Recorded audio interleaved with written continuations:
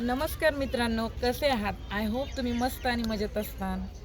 आणि खूप दिवसानंतर मी व्हिडिओ बनवत आहे यूट्यूबवरती तुमच्यासाठी नवीन काहीतरी. तर मी कुठं आले तुमच्या तर लक्षातच आलं असेल. बघा बरं, ओळखा बरं नजारा कुठला आहे ती.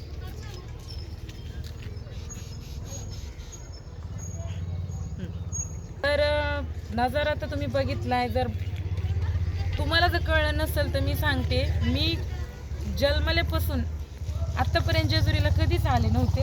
तर आता जेजुरीला आलेली आहे मी आणि मला इतकं भारी वाटतं इथं आल्यावर, इतकं भारी वाटतंय. वाव, खरंच असं वाटतंय माझं घरच इथं पाहिजे होतं. कसलं लोकेशन भारी. तिकडे बघा, इकडे बघा. आणि इथं रील्स काढाय तिथं काही विषयच नाही, पण इथं राहायला सध्या किती भारी यार. कसं नाही का, असं गावाकड सिटीमध्ये राहिलं की वाहनाचा आवाज येतो, कोणतरी काहीतरी आपलं खालीवरी करायला असतं. मला तर त्याच्यामुळे असं वाटतं की मी त्या डोंगरामध्ये घर करून राहावं एकटीने निवांत, तिथं कोणीच नसावं, कुणाचा आवाज सध्या नाही यावा असं वाटतंय.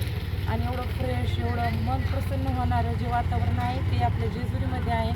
तर मला फारसं काही इथलं माहीत नाही आहे. मी गडावरती गेले पण तिथं मी काही शूट नाही, कारण माझं खूप दिवस झाले व्हिडिओ वगैरे येत नाही आहेत. पण आज म्हणलं की बोलण्याचा देवानं मला उत्साह दिला, कारण उत्साह संपल्या असल्यामुळे व्हिडिओ येत नाहीत. आणि ह्या उत्साहामुळे आज मी ब्लॉग तुमच्यासाठी स्पेशल काढत आहे.